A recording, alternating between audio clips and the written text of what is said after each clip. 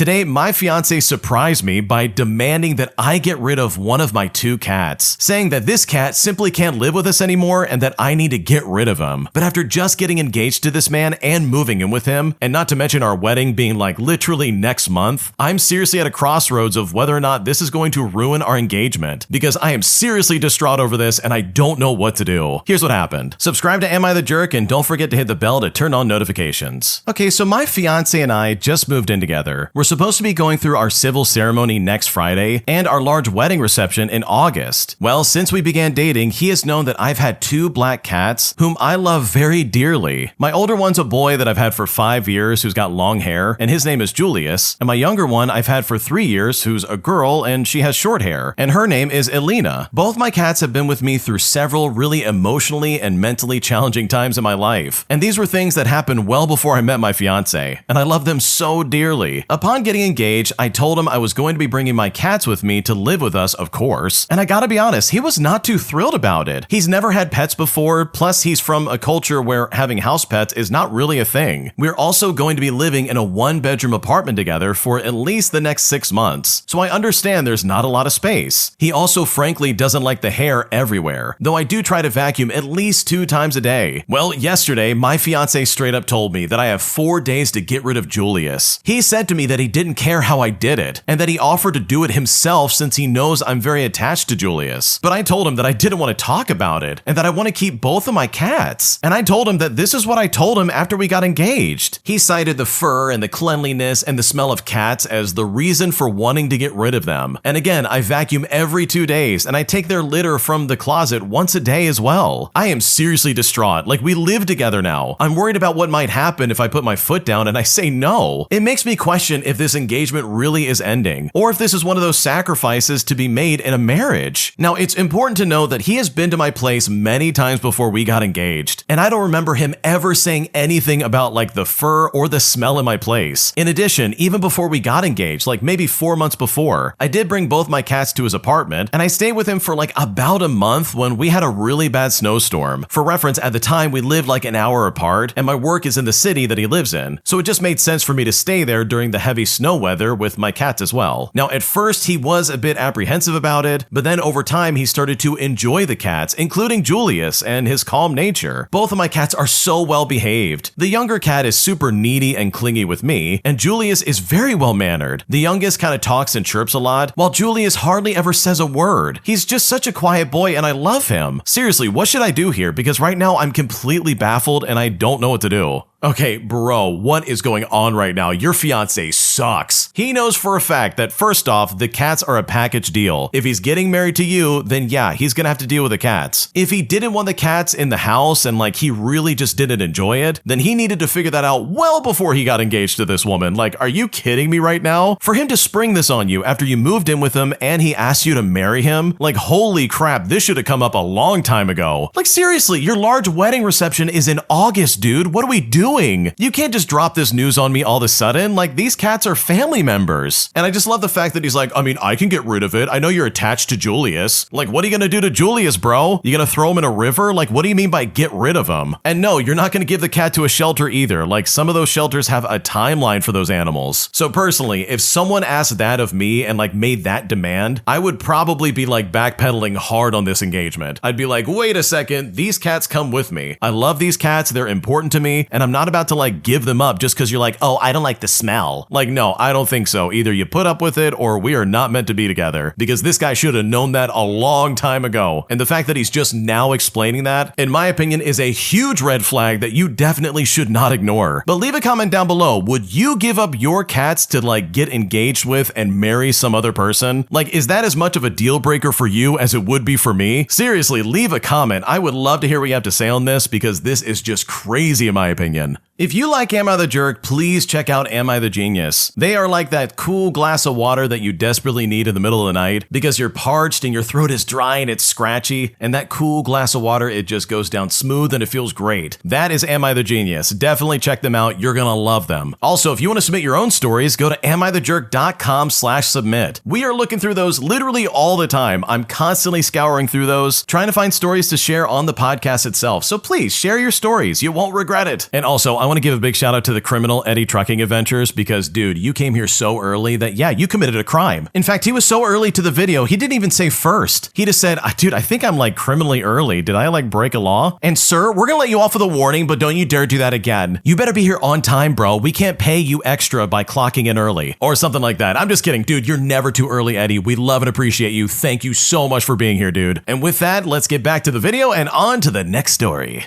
Am I the jerk for not letting my sister put a crib in my computer room? Because she didn't even ask me at first. She basically kicked the door in and said that I need to do this and I had no choice. And honestly, I found it very rude, so I just straight up told her no. And now I'm not sure if I crossed the line and I just don't know what to do. Here's basically what happened. Okay, so I'm currently living with my mother and we recently moved to a semi, which is a downsize, but you know what? It worked for us. We are still settling in, but currently struggling to make space for a few things due to the smaller rooms and the lack of storage. Now, my sister lives with her husband about 5 minutes away. My nephew is 20 months old, and my mom and my sister's mother-in-law take turns taking care of him at my sister's house when needed. Now, without asking my mom first, she had brought 2 cribs to put in our house and her mother-in-law's house. In fact, she had brought this before seeing our new house and has been very pushy and passive-aggressive, essentially towards my mother on getting it set up. But my mom literally kept telling her, hey, there isn't any space in her bedroom for the crib. And once we settled in a bit, my sister finally took a look and realized that, yeah, there's like no space around here. I have my own bedroom and the spare room that we have is my office. And this is like the smallest room in the house. I have my computer desk, a bookshelf, an old box TV I recently purchased for VHS and games, as well as a record player that I haven't set up yet, and some boxes that honestly I still have to go through. Well, my sister went into my office while I was at work and started suggesting to my mom on what I can get rid of and what I need to move to make space for the crib. She would say stuff like, oh, he can get a smaller desk and get rid of this old TV. He should get a new bed frame with drawers to store extra things under it. Oh, and we need to mount the TV on the bedroom wall so we can make more space on the dresser. And all this other crap. But it's like, dude, who's expected to pay for all this? But besides the point, she still has yet to ask me if the crib can even go in my office. She never consulted with me about it or even discussed it with me until like today. I posted a story on Instagram of my box TV playing Zelda, you know, as I decorate the room, and it honestly looked nice. But she replied by saying, move it to your room, with like this laughing emoji. And I replied saying, hey, my room barely has space for my bed as it is. But she seriously replied by saying, well, figure it out, because our crib is coming in one way or another. You need to make sacrifices. But I straight up told her that the living room is quite spacious since that is the only area with open space. But she said to me, oh, he is not sleeping in the living room. Move your TV down there. And I just seriously let her know that the office is really the only place I spend a majority of my evenings and my nights in. I work 60 hours a week. And when I do have the free time to spend, I spend it in there. It's not really suitable for a crib for my nephew to sleep in because I'd be in there most nights. I then asked her how big the crib was and she replied, it's a crib. This is what happens when we downsize. You gotta work with the space we've got. And I'm sure you cannot be in there for one night every once in a while. There's probably a lot that is a want, but this is not a need. And you know what? I haven't really replied ever since then. Now, does she really need this third crib in our house? She never once asked me to do her a favor and instead started making demands. Again, the living room has plenty of space, and we would be willing to accommodate her there, despite her not ever consulting with me or my mom first. Now, fast forward, and I did message my sister to let her know how her behavior was coming across, and just for like additional information here, my mom does own the house, and her opinion has been the same as mine. This crib idea was dropped on her without my sister ever asking my mom if this was even okay in the first place. My mom really didn't appreciate my sister coming into our rooms and giving like hypothetical ideas on how we could rearrange our things just to make room for her crib. Oh, and by the way, it wasn't just my room she did this to. She did this to my mom's as well. And she did want to mention that the house is our space and not her space, but was worried that it would upset my sister if she said that. Also, I do not pay rent here and my mom won't let me as she would rather I save my money some more if I can. My sister also doesn't live with us or pay rent here at all, or even pay my mom for babysitting. Now, I messaged my sister stating that she never once asked me for a favor on moving my things to even put a crib in the room. And I just went on to say that instead it kind of felt like she was making demands. I also let her know that the crib was coming in before any of us knew about it or even like gave approval for it. But we're still looking on how we can like make things work for the baby as we of course love him. And I also mentioned like, hey, if it was a travel crib or like a playpen, it would be a lot more feasible. But a full-on crib makes it difficult for us with like the lack of space. I also mentioned how the sacrifices and oh, there's lots of wants but not a need. Like that comment felt really unnecessary and how she never discussed with me why a crib even needs to be in this house that she doesn't even live in. Because I said, like, from my perspective, this can also come off as a want and not a need. I also told her that the next time I would prefer if she just came and asked me straight up, because I would be more than willing to try and make things work if it needs to go in my space, but I simply don't appreciate how she went about it with me, which is why the answer is no this time. I also asked that she takes it easier on my mom, as I felt her behavior with her has been very short and a bit passive-aggressive from the times I've seen them interact recently, as my mom's already doing a lot for her and my nephew. I also wanted to note too that this behavior is out of character for her, so I wanted to address it before it turned into something else. Well, she replied saying that the crib was bought before we moved in. So she says, oh, you were made aware, and that if mom didn't want it, then she could have just told her. She continued to say, well, at the end of the day, it's whatever. I didn't think it was much of an ask to share a tiny bit of one of your rooms. I'll go ahead and sell the crib, I don't care. He can sleep at my mother-in-law's when needed then. Also, the demanding was not a serious tone, but if that's how you took it, then I'm sorry, but it really was not that serious. The crib was bought, by the way, back on the 24th, so there was plenty of notice that it was being brought in. Well, I then let her know that the house was bought in April, and she bought the crib back in May for reference. So she did in fact buy it after and bought it well before she ever came to the space to like look around and see if it would work. I did also let her know that it isn't much to just ask to like share my space, but it's the fact that she never did ask me that really bothers me. I also let her know that I wasn't trying to make things difficult or cause any issues, but more so I had a problem with the way she treated my mom over it and the way she was handling it with me. Now, I didn't want to cause problems with her and my mom either, so I went over what I wrote with my mom before I sent the messages, but it was very clear from the both of us that something had to be done with the way my sister was handling things. Well, as of right now, my sister said that she's selling the crib, but my mom also said like, hey, I'm willing to make space in my bedroom, and I can store whatever needs to be moved out of my mom's bedroom into my bedroom. Ultimately, we still think a full crib is a bit excessive for a night here and there, since he will soon grow out of it and both grandmas live like 5 minutes away from her house, and with that second crib already being set up at her mother-in-law's place. So honestly, the way my sister acted was super entitled, and honestly, it's just a bit disappointing.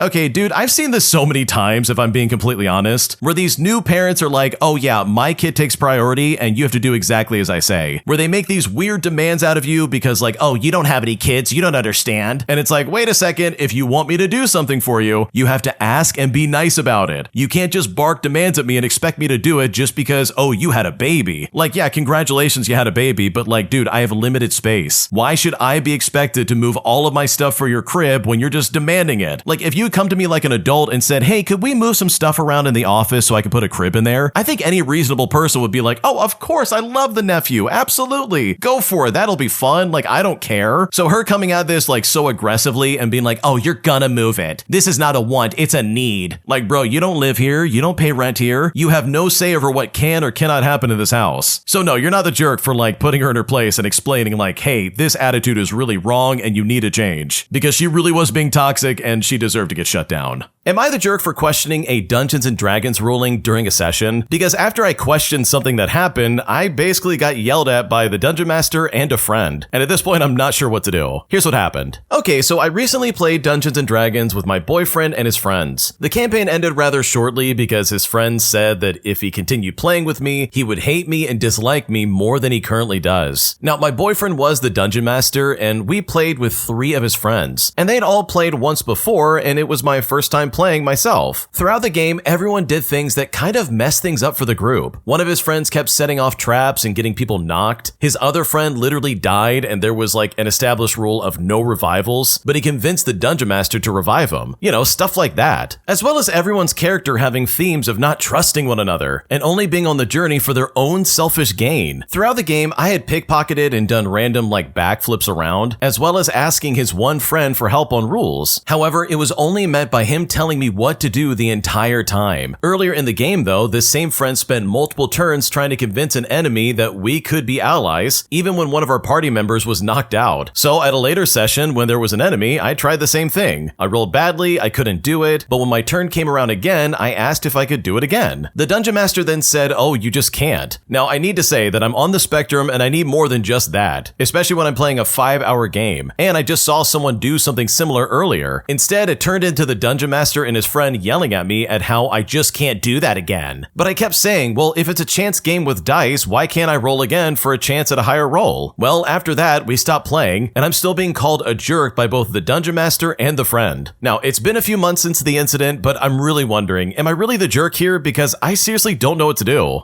Okay, I gotta say that yeah, I do think the original poster is the jerk for a few reasons. First of all, look, if you're gonna be playing Dungeons & Dragons, you gotta know the rules. If you don't know the rules, then you need to research it and know what you're getting into. Plus, it sounds like you don't know what kind of table you're at. Like, if people are in this for their own reasons and they want to be selfish in-game, then that's probably something they agree to ahead of time and they're like, okay, this is the way it is. So in that aspect, you really need to adapt or die because this is not gonna work if you're thinking, oh man, let's all be friends. Also, if the dungeon master says you can't do something, well then congratulations, you can't do it. That's the first rule. You have to listen to your dungeon master. Whatever they say really is the rule of law. And if you've already rolled to make a persuasion check and you failed, trying to roll again is just obnoxious. Imagine if someone turned you down and said, no, you can't do that in real life, and you turned around and said, no, but please do it. Are you really gonna have a good interaction at that point, or are you just gonna really piss off that person even more? In my mind, the same thing applies in-game. If you try to persuade an enemy to join your team and they say no, because you rolled badly with a dice, yeah, it's a chance game, then sorry dude, but that's it, you missed your chance. It is what it is and you gotta move on and find another solution. And sure, maybe there's a dungeon master out there that would be okay, sure, roll again, but you're gonna have to roll extremely high to convince them now that they've already said no. Because sure, it's a chance game, but also the dungeon master is in charge. They're the one running the story and making the world come to life. So if they say no, you can't do that again, you need to accept it. And using the excuse of, oh, I'm on the spectrum is not a good excuse in my opinion.